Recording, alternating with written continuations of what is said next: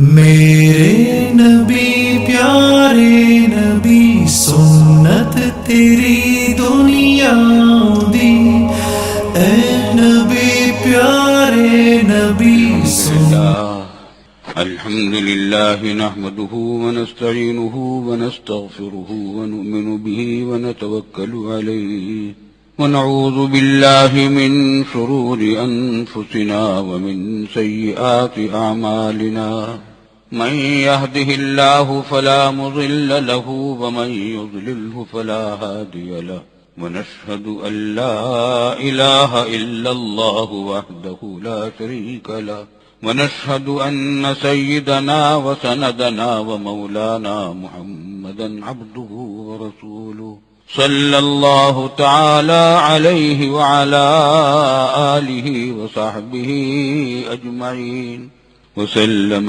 تسليما كثيرا كثيرا. أما بعد فأعوذ بالله من الشيطان الرجيم. بسم الله الرحمن الرحيم. واعبدوا الله ولا تشركوا به شيئا وبالوالدين إحسانا وبذي القربى واليتامى والمساكين والجار ذي القربى والجار الجنب والصاحب بالجنب وابن السبيل وما ملكت أيمانكم إن الله لا يحب من كان مختالا فخورا. بزرگان محترم، برادران عزیز، کئی جمعوں سے اسی آیت کے متعلق بات چل رہی ہے جو ابھی میں نے آپ کے سامنے پڑھی. یہ سورہ نساء کی آیت ہے. اس میں حقوق کی تفصیل بیان کی گئی، اصحاب الحقوق کی، ان کی درجہ بندی ہے، کس کا حق پہلے کس کا بعد میں، اور بندوں کے حقوق کا بیان چل رہا ہے. یہ سورہ نساء ہی پوری سورہ نساء کا ابتدائی تقریباً آدھا حصہ 2 پاؤ تک، نصف پارے کی حد تک انسانی حقوق کے بارے ہی میں تفصیلات ہے. اسی میں میراث کے مسائل بھی آئے ہیں، شادی بیاہ کے مسائل بھی آئے ہیں، بیوی بچوں کے حقوق کے بیان کا بھی ہوا ہے. اس آیت کے اندر سب سے پہلے تو توحید کا حکم ہے، اللہ کا حق ہے اور اس کے ساتھ کسی کو شریک نہ ٹھہرایا جائے. اور دوسرے نمبر پر والدین کے ساتھ حسن سلوک. صرف یہی نہیں کہ ان کو تکلیف نہ پہنچے اور ان کے حکم کی اطاعت کر لیں، اتنا بھی کافی نہیں، بلکہ احسان کا معاملہ کرو، ان کے ساتھ اچھا معاملہ کرو، جس سے ان کی عظمت کا اظہار ہوتا ہو، ان سے محبت کا اظہار ہوتا ہو، جس سے ان کو راحت ملے، جس سے ان کو خوشی ملے. ایک نظر ان کو دیکھنا حج اور عمرے حج کے برابر ثواب ملتا ہے محبت کی نظر سے دیکھنے سے. وَاعْبُدُوا اللَّهَ وَلَا تُشْرِكُوا بِهِ شَيْئًا وَبِالْوَالِدَيْنِ إِحْسَانًا وَبِذِي الْقُرْبَى. اور رشتہ داروں کے حقوق ادا کرو. یہ بہت بڑا اہم معاملہ رشتہ داروں کے حقوق کا. اس کے اندر بہت ساری غفلت چل رہی ہے. پچھلے جمعہ کو بھی اس سلسلے میں کچھ بیان ہوا تھا. رسول اللہ صلی اللہ علیہ وسلم کا ارشاد ہے کہ جو شخص اپنے رشتہ داروں کے ساتھ اچھا سلوک کرتا ہے، اللہ تعالیٰ اس کے مال میں بھی برکت دیتا ہے اور اس کی عمر میں بھی برکت دیتا ہے. ہمارا مشاہدہ ہے، اپنا ہی فائدہ ہے. رشتہ داروں کے ساتھ حسن سلوک کرنے میں ان کا فائدہ تو ہے ہی، جتنا فائدہ ان کا اس سے زیادہ اپنا فائدہ ہے. دنیا بھی بنتی ہے، آخرت بھی بنتی ہے. دنیا کے اندر یہ کہ عمر میں برکت، رزق میں برکت، پیسے میں برکت، اور آخرت کا ثواب تو سبحان اللہ. پھر یہ کہ جب آپ اس میں محبتیں ہوں گی، لڑائی جھگڑے نہیں ہوں گے، کتنا زندگی کا مزہ کتنا آئے گا. اگر تعلقات میں کشیدگی ہو تو شادی بیاہ میں بھی جمع ہوں گے تو ایک وہ ادھر کو منہ دیکھ رہا ہے، کوئی ادھر کو منہ کیے ہوئے ہے، ایک نے منہ بنا رکھا ہے، کوئی مزہ نہیں آئے گا. اور جب رشتہ دار سب محبت والے ہوں گے، شادی بیاہ میں جمع ہوں، عید بقرعید میں جمع ہوں، ویسے کبھی آنے جانا ہو، کوئی آئے گا تو مزہ آئے گا. آپ جائیں گے کسی کے ہاں رشتہ دار کے ہاں تو مزہ آئے گا. اور اگر آپ اس کے تعلقات خراب ہوں تو کچھ مزہ ہی نہیں آتا. اپنی بات کہتے ہوئے اچھا نہیں ہوا کرتا. لیکن ایسا ہمارے لاہور میں تقریباً ہمارے آدھا خاندان لاہور میں ہے. ہمارے بھانجے بھانجیاں بھتیجے بھتیجیاں اور ماشاء اللہ سب آل ولاد والے ہیں. وہ کہتے ہیں بھانجے ہمارے اور بھتیجے کہ جب آپ ہمارے ماموں میں سے کوئی آپ آنے والے ہوتے ہیں یا کوئی دوسرے ماموں آنے والے ہوتے ہیں، ہمارے بھانجے کہتے ہیں، تو ہمارے اپنے دوستوں سے کہا بھائی ہمارے ماموں آ رہے ہیں، فلاں کام یہ نہیں ہوگا، بعد میں ہوگا. کوئی اور بھائی ماموں آ رہے ہیں پھر بعد میں ہوگا. کوئی اور بھائی ماموں کے آ رہے ہیں فلاں تاریخ تک رہیں گے، اس کے بعد ہوگا. وہ کہتے ہیں بھائی ماموں سب کے آتے ہیں، تمہارے ماموں کیا خصوص ہے؟ سب کے ماموں آتے ہیں. کہنے کہ تمہیں پتہ نہیں ان کے آنے سے ہمارا کیا زندگی کا ایک لطف ایسا آتا، کسی اور تفریح میں اتنا مزہ نہیں آتا. اور پھر وہ کہتے بھی ہیں بعض لوگ کہ آپ کے ہاں ایسی محبتیں ہیں کہ کہ سب جمع ہوتے ہیں تو خوشیاں ہوتی ہیں. ہمارے یہاں اگر اتنا آدمی جمع ہو جائے تو تھانہ کچہری ہو جائے. تو اللہ پناہ میں رکھے. زندگی کا مزہ کیا؟ اپنا فائدہ دین اور دنیا کا فائدہ ہے. بعض لوگوں کی عادت ہوا کرتی ہے کہ کہہ دیا کرتے ہیں میں جیسا کوئی دوسرا کرے گا ہم بھی کر لیں گے. نہیں، صلہ رحمی یہ ہے کہ دوسرا اگر آپ کے حقوق ادا نہیں کرتا آپ اس کے حقوق ادا کرتے رہیں. رفتہ رفتہ پھر اس کو بھی توفیق ہوگی انشاءاللہ. اللہ اکبر. وبذی القربی والیتامی والمساکین، اور یتامہ کے حقوق کو ادا کرو. یتیموں کے ساتھ حسن سلوک کرو، اچھا معاملہ کرو. یتیموں کا معاملہ اتنا نازک ہے اور قرآن کریم نے اس کی اتنی تفصیلات بیان کی ہیں. سورہ نساء شروع کی، اس میں زیادہ تر بیان دو ہی چیزوں کا ہے، بیوی کے حقوق اور یتیم کے حقوق. یہ دو کمزور ہیں، دو کمزور ذاتیں ہوتی ہیں شخصیات، بیوی عورت اور بچے. کیونکہ بیچارے یہ اپنا حق خود نہیں لے سکتے، تمہارے بڑی حد تک تمہارے رحم و کرم پر ہوتے ہیں. تم نے اگر ان کا حق دبا لیا تو تم ظالم بن جاؤ گے، وہ مظلوم ہو جائیں گے، لیکن تمہارے لیے مصیبت بہت بڑی کھڑی ہو جائے گی. قرآن کریم نے اس کو بڑی تفصیل سے بیان کیا. سورہ نساء کے شروع سے آپ دیکھتے ہیں کہ ہر نکاح کے وقت میں 3 آیتیں پڑھی جاتی ہیں. نکاح کے وقت یا ایھا الذین آمنوا اتقوا اللہ حق تقاتہ ولا تموتن الا وانتم مسلمون. یا ایھا الناس اتقوا ربکم الذی خلقکم من نفس واحدۃ وخلق منها زوجها وبث منهما کثیرا ونساء. یہ سورہ نساء کی پہلی آیت ہے. اور تیسری ایک آیت ہے یا ایھا الذین آمنوا اتقوا اللہ وقولوا قولا سدیدا. تینوں آیتیں شروع ہو رہی ہیں اللہ کے خوف سے.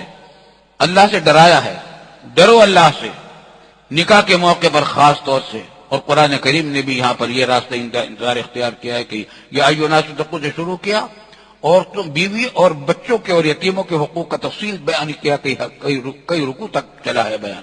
وجہ اس کی یہی ہے. ایک بات یہ ہے کہ حقوق بھی انسانوں کے 2 طرح کے ہوتے ہیں. ایک وہ حقوق ہیں جو آپ عدالت کے ذریعے سے حاصل کر سکتے ہیں، ایک دوسرے خرید و فروخت، تجارت، ملازمت، مزدوری وغیرہ کے حقوق ہیں، آپ عدالت کے ذریعے سے حاصل کر سکتے ہیں. حکومت کی طاقت کے ذریعے سے حاصل کر سکتے ہیں، پولیس کے ذریعے سے.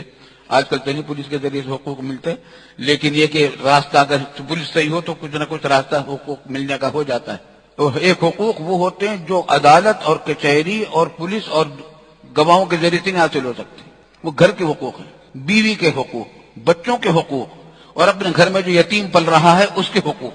بھائی کا انتقال ہو گیا، اس کا یتیم بچہ ہے، اس کے گھر اور سارے کاروبار کو تم دیکھ رہے ہو، تمہاری بیوی ہے، تمہارے بچے ہیں. ان کے حقوق کی ادائیگی میں اگر کوتاہی کرو گے، بتاؤ عدالت میں کیسے جاؤ گے؟ گواہ کہاں سے ملیں گے؟ پولیس کے ذریعے سے کیسے فیصلہ ہوگا؟ یہ سوائے اللہ تعالیٰ کے خوف کے یہ حقوق نہیں دلائے جا سکتے.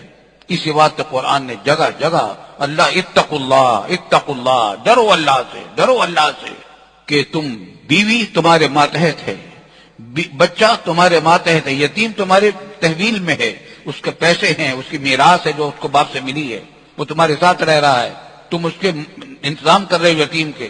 اس کے اندر اگر ایک پیسے کی بھی گڑبڑ کرو گے تو پکڑے جاؤ گے. قرآن کریم میں فرمایا کہ ان الذین، اسی سورہ نساء کے پہلے ہی رکوع میں، ان الذین یاکلون اموال الیتامی ظلما انما یاکلون فی بطونہم نارا وسیصلون سعیرا.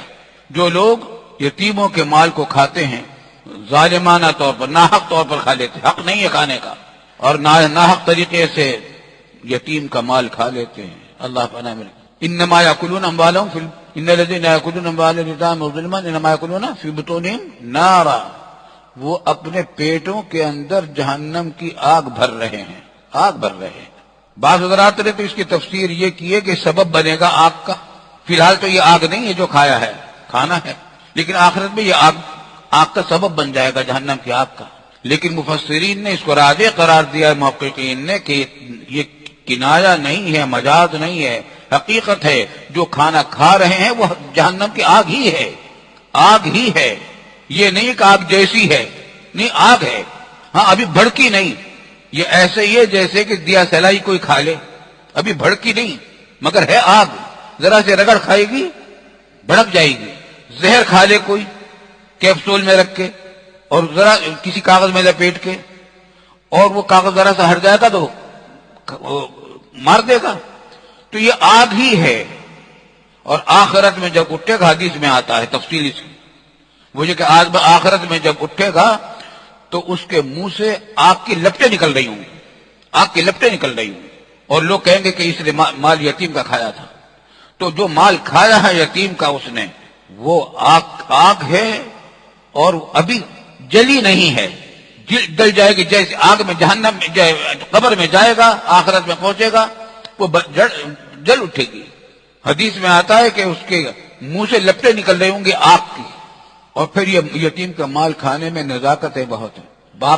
اس کے باپ کا انتقال ہو گیا، چچا تائے کی تحویل میں ہے یتیم، اس کی ساری املاک، اب اس کو پالنا بھی ہے، ان کے اوپر خرچ بھی کرنا ہے، جائزہ خرچ کرنا، اس کے مال میں سے اس کے اوپر خرچ کر سکتے ہیں، لیکن ایسا حساب رکھنا کہ بچی کا یتیم کا مال ادھر نہ آ جائے، یہ معمولی بات نہیں ہے، اس کا بہت اہتمام کرنا پڑے گا، اور آج کل اس معاملے میں بڑی کوتاہیاں ہوتی ہیں۔ اسی واسطے قرآن کریم نے میراث کے مسئلے پر اس کی عادت کے فوراً بعد، جس میں یتیم کے بارے میں کہا گیا کہ جہنم کیا کریں، میراث کا پورا ایک رکوع نازل کیا، پورا قانون نافذ کر دیا، نازل کر دیا کہ میراث میں تقسیم کس طرح ہوگی، ایک ایک کا حصہ بتا دیا۔ نماز کی دن تفصیلات قرآن نے نہیں بتلائی جتنی میراث کی تفصیلات بتائی ہیں، تاکہ رشتہ داروں کے حقوق اور یتیم کے حقوق مارے نہ جائیں۔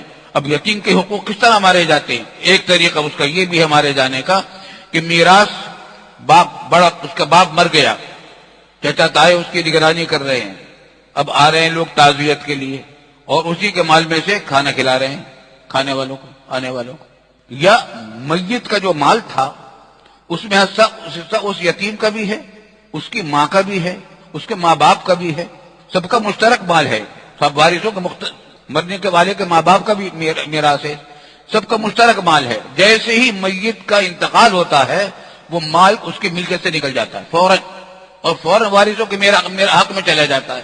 اب وہ مال اس کا نہیں رہا میت کا، اب اس کی دوائیں ہیں جو کھا رہا تھا، کپڑے ہیں جو پہنتا تھا، اور کھانے پینے کی چیزیں اس نے رکھی ہوئی تھی، اب اس کی ملکیت نہیں رہی۔ چنانچہ اب اس کے اندر کیا کرتے ہیں لوگ کہ دعوتیں کرتے کھلاتے، دو تین دن تک مہمان آتے رہتے ہیں اور اسی مشترک مال میں کھلاتے رہتے ہیں، اس میں اپنا بھی مال ہوتا ہے، وارثوں کا بھی مال ہوتا ہے، اور اس میں کوئی غریب بھی، کوئی یتیم بھی ہوتا ہے، کوئی نابالغ بھی ہوتا ہے، کوئی مجنون بھی ہوتا ہے، کوئی مسافر بھی ہوتا ہے جو یہاں نہیں ہے، لیکن اس کی سب کی اجازت کے بغیر کھلا دیتا ہے۔ بچے کی یتیم نابالغ کا تو اجازت بھی معتبر نہیں، اگر وہ اجازت بھی دے کھا لو وہ جائز نہیں ہوگا اس کا مال، یتیم ہو یا غیر یتیم ہو۔ مجنون کا مال بھی اس کی اجازت بھی دے دے، مجنون کے اعتبار نہیں اجازت، یہ تو مشترک امانت ہے۔ فوراً میت کی ملکیت سے وہ مال نکل گیا، اب سب وارثوں کا مشترک حق ہو گیا۔ جب تک اب میراث تقسیم نہ ہو جائے، ہر ایک کو اس کا حصہ نہ مل جائے، اس وقت تک اس کے اندر کسی ایک وارث کو تصرف کرنے کا حق نہیں ہے۔ چنانچہ وہ جو دوائیں رکھی ہوئی ہیں اس میں کھانے کی اجازت نہیں۔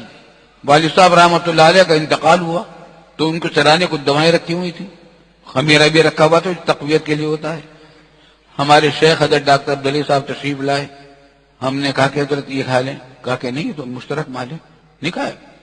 ایک اور بزرگ کا واقعہ لکھا ہے کہ میت کے پاس پہنچے ہوئے تھے، اس کی زندگی میں مرنے کے قریب تھا، اس کی تسلی کے لیے پہنچے ہوئے تھے، کلمہ پڑھوا دیں ان کو۔ جیسے اس کا انتقال ہوا فوراً جو چراغ جل رہا تھا فوراً اس کو بجھا دیا، اس لیے کہ چراغ کے اندر جو تیل جل رہا تھا وہ مرحوم کی ملکیت تھا، وارثوں کی ملکیت ہو گیا۔ جب تک سب کی اجازت نہ ہو جائے جائز نہیں ہے، لیکن اس میں تمام وارثوں کے بات ہے یہ تو، اور اگر یتیم ہے اس کے اندر تو اور زیادہ خطرناک بات ہے، وارثوں میں اگر یتیم بھی ہے کوئی۔ اس واسطے بھائی اس میں بہت احتیاط کرنی ضرورت ہے۔ بہت سے لوگ تو یتیموں کی میراث کھا جاتے ہیں، اللہ پناہ میں رکھے، اس معاملے میں بڑی غفلت ہے، خطرناک ہے، اور یہ جو اللہ کی نصرت نہیں آتی۔ حدیث میں آتا ہے کہ جس قوم کے اندر قطع رحمی کرنے والے لوگ ہوں، جو رشتہ داروں کے حقوق نہیں ادا کرتے، اس قوم کے اوپر اللہ کا عذاب آ جاتا ہے۔ ہمارے اوپر جو طرح طرح کی آفتیں آ رہی ہیں، طرح طرح کی آفتیں آ رہی ہیں، ان کا ایک سبب یہ بھی ہے کہ ہم حقوق کی ادائیگی میں نہیں رہتے، اور رسول اللہ صلی اللہ علیہ وسلم کی تعلیمات کی روشنی میں ہم نے بار بار کہی یہ بات کہ پورے دین کا خلاصہ ہے ادائے حقوق اور حفظ حدود۔ سب کے حقوق ادا کر دو، اللہ کے بھی اور سب رشتہ داروں کے بھی، اور حدود کی رعایت رکھو، ایک کا حق دوسرے کو نہ دو۔ اللہ تعالی ہمیں اس پر عمل کی توفیق عطا فرمائے۔ فآخر دعوانا